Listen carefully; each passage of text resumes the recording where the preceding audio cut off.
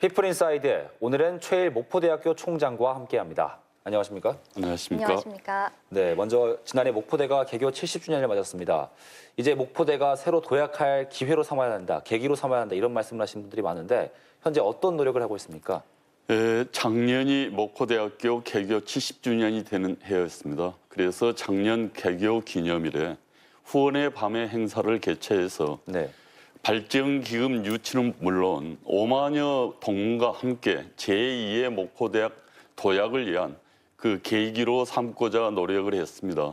그때 지역민과 더불어서 지역의 유지분들 그리고 정치인들까지 함께 한 행사였는데요. 이 자리를 빌어서 그때 적극적으로 호응해 주신 지역민과 동문 여러분께 감사의 말씀을 전합니다.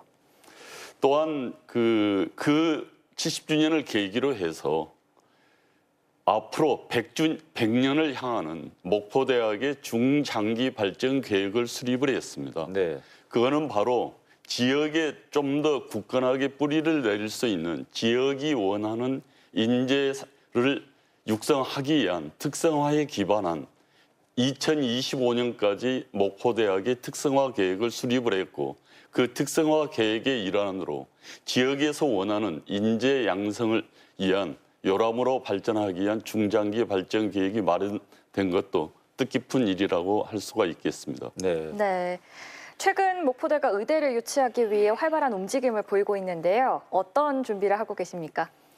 목포대학 의대 유치는 지역민의 염원이자 수건인 사항입니다. 다시 말하면 전남의 서북권은 한국의 유인도의 60%가 몰려있는 섬 중심의 지역이고 그리고 가장 그 농어촌 중심에 낙후되어 있는 지역이기도 합니다. 네. 지역 균형 발전 차원에서도 의료 복지, 전 국민의 그 의료 복지 확대를 위해서도 낙후되어 있는 지역의 공공의료 서비스와 그 공공의료 인력 공급이 시급하게 필요하다는 사실을 20년 동안 주장해왔습니다. 네. 그러나 지금 현재에 있어서도 한 발자국도 진척을 못하고 있지만 정말로 이제 문재인 정부에 들어서 지역 균형 발전 차원에 있어서 낙후된 도서 벽지와 낙후된 농촌 지역에도 이제 의료 복지가 본격적으로 확대될 때가 됐다고 보여집니다. 네. 그런 의미에서 국가적인 책무성, 다시 말하면 의료 복지 확대를 위한 공공의료 인력 양성이 필요하다고 주장을 하고 바로 그런 의료 인력 양성들은 그 낙후된 지역에 존재하는 국립대학에서 그 양성의 책무를 맡아야 된다고 줄기차게 주장하고 있는 겁니다. 네. 바로 이제 그러한 주장의 근거에는 공공의료 인력은 그렇게 쉬운 일이 아닙니다. 네. 사립대학에서는 할 수가 없고 고된 의사 공부를 마치고 나서 낙후된 지역에 의무적으로 복무하기 위해서는 낙후 지역에 존재한 그 국립대학인 목포대학에 의과대학이 설립이 되면 옵션을 걸 수가 있게 됩니다. 네. 네. 목포대학 의과대학에 들어온 학생들은 의무적으로 그 낙후된 지역에 5년 내지 10년간의 의무 복무 옵션을 걸고 공공의료 인력 양성을 하자고 주장하고 있는 겁니다. 네. 이미 보건복지부에서는 매년 200명 정도의 공공의료 인력 양성이 필요하다는 보고서가 나와 있습니다. 네. 그렇기 때문에 이 산암대 폐교로 인해서 생기는 그 의대 정원이 중요한 게 아니라 산암대 의대를 이제 부실화된 의대가 정원을 이 차제 공공의료 인력 양성으로 전환하고 거기에 덧붙여서 국가가 책임을 지고 그 일환에 가장 의료 복지 사각지대인 전남의 서북권의 중심 국립대학이 목포대학에서 그 의료 인력 양성에 책무를 하겠다. 네. 이렇게 주장하고 있는 겁니다. 네. 네. 말씀해 주신 것처럼 1990년대부터 줄기차게 의대 추진을 해왔는데 결국 실패를 했습니다. 어떤 점이 좀 미흡했다고 보십니까? 바로 이제 1900년 이후 2000년 들어와서 아직까지 의대 정원이 하나도 늘어나지 않고 있습니다. 네. 바로 이제 의사협회의 맹렬한 반대 그리고 보건복지부와 교육부의 요지부동 이제 그런 그 의대 정원이 증원되지 않으니까 지방의 국립대학에서 아무리 노력을 해도 의과대학 신설은 불가능한 일이겠죠. 네. 이 차제에 문재인 정부 들어서 그 의사의 수급도 수도권, 대도시로 집중되고 있습니다. 네. 의료복지 사각지대인 농어촌, 도서벽지 지역에 의사를 원활하게 공급하기 위해서는 국가가 담당을 해야 되고 거기에는 공공의료 인력 양성이 필요하고 그 양성의 책임은 그 낙후된 지역에 소재하고 있는 국립대학이 책임을 다해야 된다. 이렇게 주장을 하고 있는 겁니다. 네. 네. 만약에 이 목포대 의대가 유치된다면 개선 효과가 어느 정도 될까요? 일단은 초고령화 사회에 대비한 노인성 질환의 문제, 그다음에 이 전남의 서부권에는 보건복지부 지정 전문 병원이 없습니다. 네. 그래서 여러 가지 감염병의 문제, 그다음에 노인성 난치 질환의 문제를 구태여 서울까지 가지 않고서도 지역에서 해결할 수 있는 굉장히 좋은 경제적인 이득이 있고요.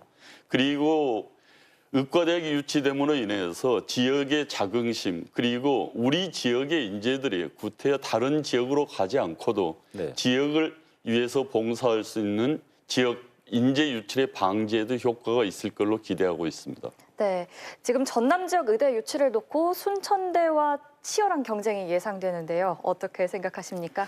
치열하게 경쟁은 하지는 않고요. 다만 이제 순천대와 함께 공동의 노력을 피해야 될 그 필요성이 있는 게 전라남도만 유일하게 거점 국립대학이 없습니다. 네. 거점 국립대학이 없다는 이야기는 바로 의과대학이 없다는 이야기고요. 네. 그 부분은 바로 국립의과대학의 필요성과 더불어서 그걸 지원하는 국립종합병원이 필요하다는 의미이기도 합니다. 네.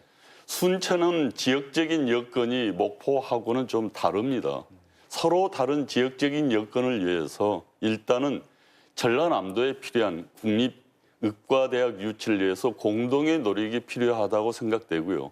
서로가 경쟁해서 이 찾아온 기회를 놓치는 그런 잘못은 범하지 않기를 바랍니다. 네. 서로 상생해서 전라남도에 의과대학을 유치하고 그리고 그 다음에 이 위치의 문제나 운영의 문제는 그 차후에 네. 같이 협력해서 노력하면 해결될 걸로 보고 있습니다. 네. 네. 이제 문재인 정부 들어서 대학 교육 혁신에 대한 얘기가 많이 나오고 있습니다. 대학 통폐합이나 대학 구조조정 이야기가 나오고 있는 것 같은데 이런 게 지역 대학에 어떤 영향을 미칠까요? 국립대학은 수도권 집중보다는 전국적으로 고루 그 지방의 지역에 분포하고 있습니다. 네. 그리고 이제 그 일반인들이 일반적으로 아는 큰 대학들은 주로 대도시에 위치하고 있습니다. 그러니까 전남 광주를 대표하는 전남대학은 광주, 전북대학은 전북, 경북대학은 대구, 그 부산대학은 부산이듯이 네. 그 외에도 상당히 많은 대학들이 중소도시에 위치하고 있습니다. 바로 이제 그러한 대학을 지역 중심 대학이라고 그러는데요. 목포대학이 바로 그 대표적인 대학이기도 합니다. 네. 그런데 냉정하게 지역의 기여도나 지역의 밀착도를 따졌을 때는 전남대학 출신이 지역에 기여하는 기여도보다는 목포대학 출신이 지역이 기여하는 기여도가 훨씬 높습니다. 네. 바로 단적인 근거는 목포대학 출신이 바로 지역에 정착해서 지역을 이끌어가는 인재로 성장 발전하고 있다는 겁니다. 네. 취업률도 올해 60%를 돌파하는데 그중에 50% 이상이 바로 이 지역에서 취업을 하고 있습니다. 네. 알겠습니다. 목포대학교 최일 총장이었습니다. 고맙습니다.